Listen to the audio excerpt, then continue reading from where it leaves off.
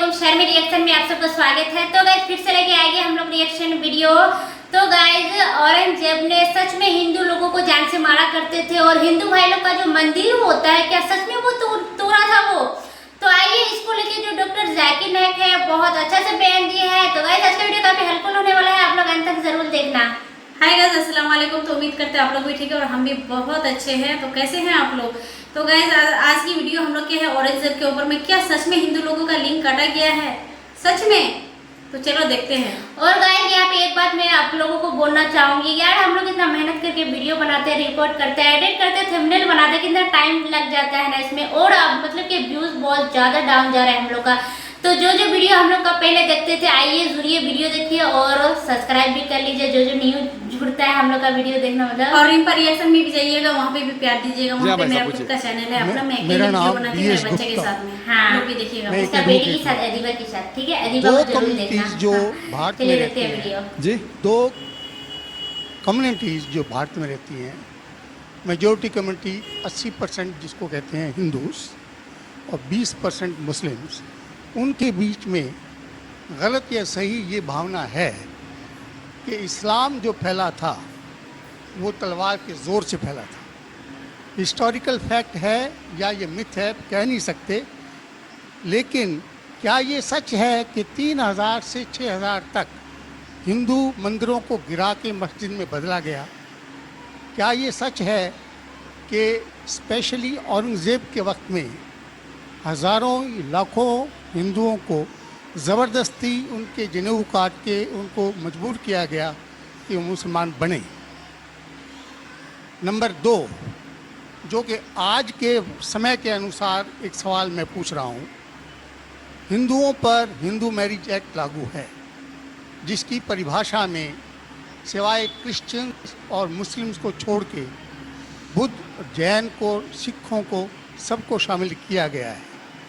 क्या मुसलमानों का ये कहना नहीं बनता कि आप सबको शामिल करते हैं हिंदू मैरिज एक्ट में, इसका नाम बदल के एक ऐसा एक्ट बनाया जाए जो सब पे लागू हो, या इसके अल्टरनेटिवली एक यूनिफॉर्म सिविल कोड जो दोनों धर्मों के अच्छे टेनेट्स को शामिल करे उसको लागू किया जाए।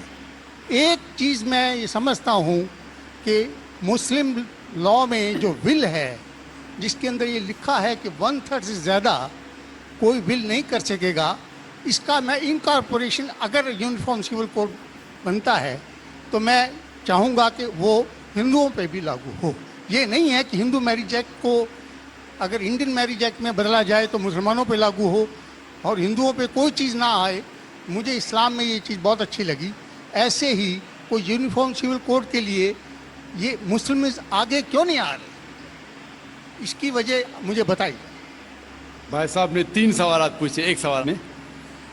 पहला सवाल कि हिस्ट्री से पता चलता है कि इस्लाम तलवार के ज़ोर पे फैला कि नहीं, लेकिन ये मुझसे पूछ रहे क्या ये हकीकत नहीं है कि 3000 से ज़्यादा मंदिरें गिराई गई थी और मस्जिद बनाए गए और बहुत से लोगों का कत्ल किया गया? ये बिल्कुल गलत है, अफवाह है। ये मैं कह सकता हूँ कि कुछ मंदिरें शायद गिराई गई होंगी, इससे मैंने कहा तो एक भी मंदिर नहीं गिराई गई। हो सकता है कि कुछ मुसलमान अपने आप को जो मुसलमान कहते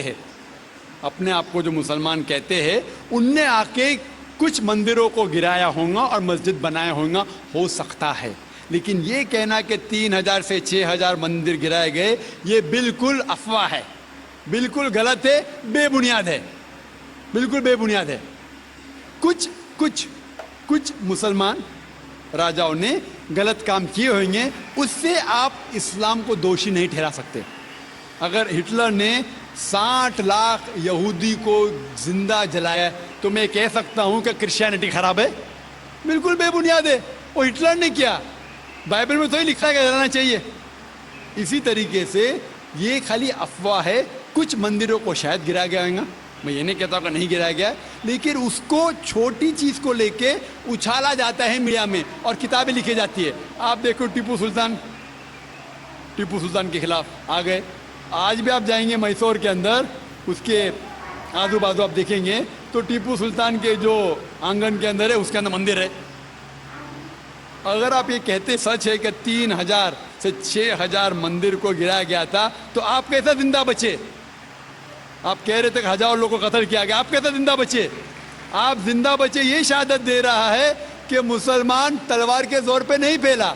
अगर ये सच होता था, आपने कहा हजारों लोग का कत्ल किया, कुछ लोग का शायद कत्ल किया गया। देखो, हर मजहब में there are black sheeps in every community. कुछ लोग हर मजहब में खराब निकलते हैं, वो मजहब की गलती नहीं, वो मजहब के मानने वाले की। क्रिश्चियन में आपको कुछ खराब लोग मिलेंगे, मुसलमान में मिलेंगे, हिंदू में मिलेंगे। अभी आप देखेंगे हिंदुस्तान के मुसलमान कुछ लोग ड्रग में डील करते, ड्रग में धंधा करते। ड्रग तो हराम है इस्लाम में, करते, तो उनको दोष देना चाहिए, इस्लाम को नहीं। इसी तरीके से आप जो कह रहे हजारों लोगों का कत्ल किया, ये बिल्कुल बेबुनियाद चीज़ है। कुछ लोग का शायद किया होगा, और ये ही सबूत है। मैंने मेरी तकरीर में कहा कि 80% से ज़्यादा गैर मुस्लिम हिंदुस्तान में हैं। ये शहादत दे रहे हैं कि इस्लाम तलवार के जोर पे नहीं फैला। आप लोग को क्यों छोड़ा उन लोग ने? आप उनके रिश्तेदार तो नहीं थे ना, आपको क्यों छोड़ा? 800 मिलियन 80 करोड़ गैर मुस्लिम को छोड़ा क्यों उनने? क्यों छोड़ा? अगर दमी था हुकूमत की 1000 साल, सब लोग को मुस्लिम बनाते थे।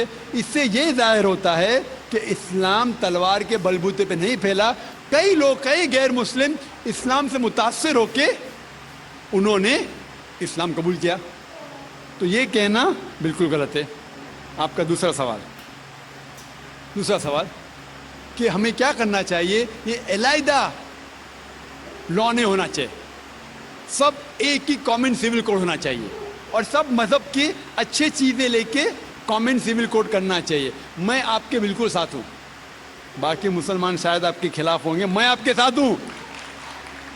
क्यों मैं साथ हूँ आपके? पहला चीज़, हम मुसलमान अगर दिगर मज़हब के बारे में जानेंगे, कभी कॉमन सिविल कोड की बात आती, सबसे ज़्यादा नारा मुसलमान गलत है। ये मुमकिन ही नहीं है, क्योंकि हिंदुस्तान में हिंदू मजहब के कितने फिरके हैं, ये मुमकिन ही नहीं है। मुसलमान तो सिर्फ 20% या 80% या 75% जो हिंदू लोग हैं, उसमें ही मुमकिन नहीं है। ये कॉमन सिविल कोड हिंदू लोग ही इसको फॉलो नहीं कर सकते। हिंदू मजहब में कितने मुख्तलिफ ग्रोह है।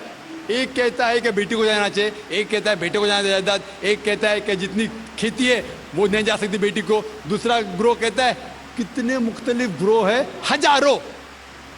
ये मुमकिन ही नहीं है पास होना, मुमकिन ही नहीं। मैं कहता हूँ ये अफसोस की बात है कि हम मुसलमान जानते ही नहीं, हमको आवाज़ करने की ज़रूरत ही नहीं है। ये खाली हमें छेड़ रहे हैं। क्या कर रहे? छेड़ रहे हैं और हम उकसा जाते। Point number 1। पॉइंट नंबर 2, मान लो आप लोग कबूल करते हैं कि कॉमन सिविल कोड होना चाहिए। आपने क्या कहा कि सारे धर्मों के अच्छी बात को लेना चाहिए। बिल्कुल सही। मेरा पहला सवाल, आप इस्लाम में एक चीज बताओ जो इंसानियत के खिलाफ है, तो हम निकाल देंगे उसको।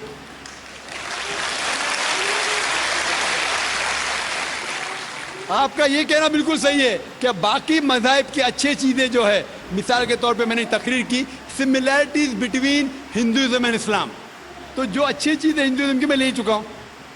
Similarities between Christianity and Islam, जो अच्छी चीज़ें इस आयत में ले चुका हूँ। मैं ये पूछना चाहता आपसे, एक चीज़ जो इस्लाम में खराबी है वो तो बताओ मुझे, तो उसको निकालेंगे ना। लेकिन मंच के ऊपर जब डिबेट होएगा इंशाल्लाह मैं आऊँगा इंशाल्लाह। हाँ, मंच पे जब डिबेट होएगा कि हम क्या करेंगे, हर मज़हब की अच्छी चीज़ होंगी, तो मैं ये चाहता हूँ कि इस्लाम की तरफ से उस मंच पे, उस स्टेज पे इंशाल्लाह मैं आऊँगा। ये चैलेंज है। कोई भी शख्स हिंदुस्तान में हो, मिनिस्टर हों दो, कोई भी स्वामी हों दो, कोई भी शंकराचार्य हों दो, इंशाल्लाह मैं तालिब इल्म हूँ इस्लाम और दीगर मज़हब का। मैं तस्लीम करता हूँ कि डिबेट होना चाहिए, हक बात जो निकली, लेकिन उसके ऊपर अमल भी होना चाहिए। हक बात जो सबसे बेहतरीन है इंसानियत के लिए, उसके ऊपर अमल होना चाहिए। इसलिए जो आखिरी किताब जो अल्लाह सुब्हानहू व तआला नाजिल की कुरान शरीफ, वो इंसानियत के लिए सबसे बेहतरीन किताब है, उसके ऊपर अमल होना ही चाहिए।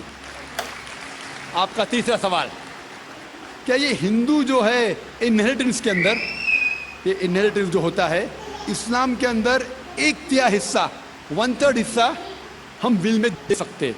देना ज़रूरी नहीं है, दे सकते हैं।